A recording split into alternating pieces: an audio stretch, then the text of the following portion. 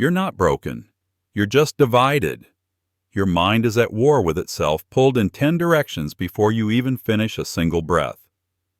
You wake up, reach for your phone, scroll through lives you're not living, chase goals that aren't even yours, and wonder why you feel so tired all the time.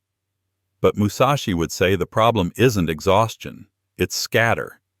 Every time your mind drifts to the next notification, the next doubt, the next task, you weaken your ability to act with power.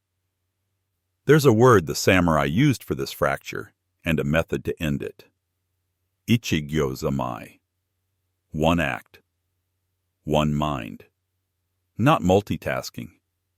Not motivation. Presence. It's how warriors trained, how artists created, how monks endured silence for years. And it might be the only way to survive the world you're living in now. Because once you return to one breath, one motion, one thought at a time, the noise loses its power, and your path becomes clear. Let's begin. Late winter. The snow melts slowly from the temple roofs, dripping like the final beat of a fading thought. Mist curls along the stone steps. And high in the mountains, far from the noise of men, a bronze bell rings. Not as a signal, as a test. This is the monastery of Iwazumi, a place where warriors come not to sharpen their swords, but to silence their minds. You came here because something in you knew. Your discipline was not enough. Your thoughts were louder than your training. Your focus broke too easily. And if your mind belongs to the world, your power does too. The boy's name was Riku. 17. Sharp, quick, ambitious. He had trained in 5 provinces, defeated men twice his size, and earned the respect of his clan. But inside, he knew he was still fractured, pulled between fear of failure and hunger for approval. He believed more effort would fix it. He was wrong. On his first day in the monastery, he was told to sit. Nothing else. Just sit. And as he closed his eyes in the zazen hall, a deep gong thundered through the chamber. The bell. Its echo wasn't loud, but it shattered him. In an instant, Riku's thoughts exploded outward. Memories of past duels, dreams of honor, shame from mistakes, imagined futures, imagined enemies, imagined praise. He opened his eyes in panic.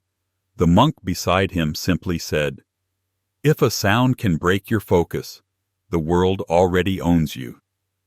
That was the first lesson, not with words but with collapse. And it introduced the method that would change everything. Ichigyo-Zammai. One act, one mind. Riku tried everything. Sword kata in the courtyard, brushwork in the study hall, water buckets along narrow trails, sweeping pine needles into clean, ordered lines. But the tasks became torture. He would sweep 3 strokes, then imagine himself winning tournaments. He'd practice sword movements while thinking of a rival back home.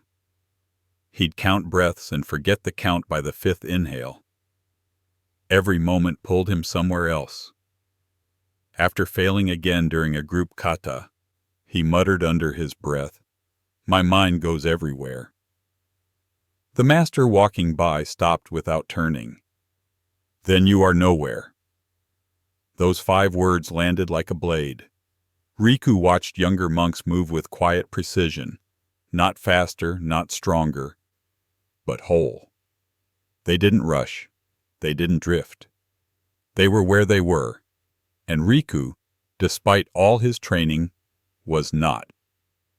For the first time in his life, he felt the shame not of failure, but of fragmentation.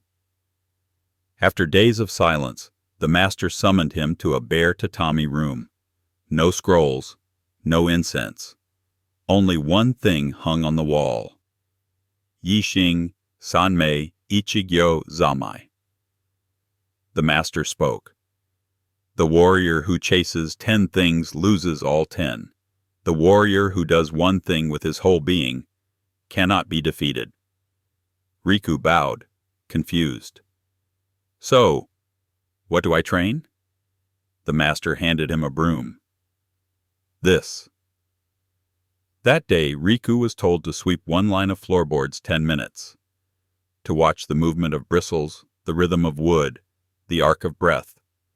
Then, one stroke of calligraphy, for an hour, then one strike with a wooden sword, repeated slowly. Then walking meditation, one breath, one step. The rebellion began inside. This is useless. I need to train real skill. I'm wasting time. I can't stop thinking about... And then something happened. During one slow sweep of the broom, for just a second, the noise inside him stopped. No future, no memory, no thought. Just the bristles. Just now. It vanished quickly, but it had existed. And for the first time, Riku realized, focus isn't something you do, it's something you become. And it begins with one act, one mind. One night, as snow began falling again, the master handed Riku a torch and a wooden sword. Go to the peak. Stay until dawn. Alone. Riku obeyed. The mountain trail was steep. Wind screamed through the pines. Shadows moved with ancient menace. At first, Riku tried to stay present, breath, foot, breath, step. But then came the thoughts. What if something's out here? What if I fail this test? What if the master was wrong about me? What if I never learn? Fear entered the cracks. His torch flickered, then died. The dark closed in. Panic clawed up his spine. He almost ran, almost screamed until one sentence echoed through the noise. One breath, one action, one mind. Riku dropped to his knees. He let the storm howl, let the shadows stretch, let the mountain roar. And he did one thing, breathed, in, out, again, nothing else. His mind fought, then slowed. The fear didn't vanish. It stopped controlling him. The wind faded. The dark became still.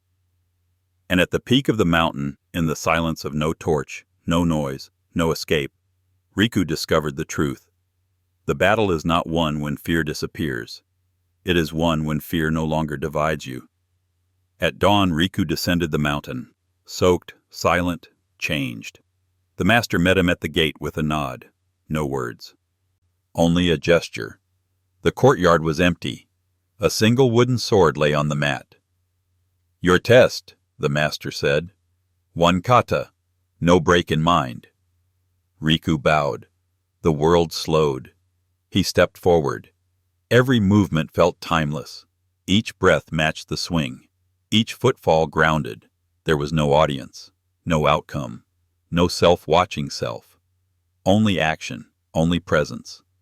Younger monks paused to watch, not because of power or speed, but because the air itself seemed to change around him. At the final movement, Riku returned to stillness. The master stepped forward. You have learned what most never understand. Focus is not a trick, not an effort. It is your true state, once you return to it. Riku bowed again, but this time, there was no striving in him, only stillness. Ichigyo-Zammai was no longer a lesson. It was now his nature. Now, the story turns inward, toward you, because in your world, the distractions don't scream. They whisper, a buzz in your pocket, a notification blinking red, a browser tab left open, a comment left unread, a thought that pulls you out of now and into 10 things at once. And like Riku, your strength collapses, not from weakness, but from dispersion. Let me tell you something the world won't. You don't lack discipline. You lack direction. One mind, one act, one moment. This is the modern warrior's method. When you eat, only eat. When you speak, only speak. When you walk, only walk. When you work, only work. And when you drift, as you will return. That is the method. That is the way. Because Ichigyo-Zammai isn't ancient. It's eternal. And when you master it, even for a breath, the world loses its power to divide you. And your path finally becomes clear. Let me ask you, what is the single distraction that steals the most from your life? If your mind could focus on one thing at a time, what would change first? And what would your days look like if even 10% more of them were lived with total presence? If this story resonated with you, like this video, subscribe, press the bell, and share it with someone walking their own warrior path.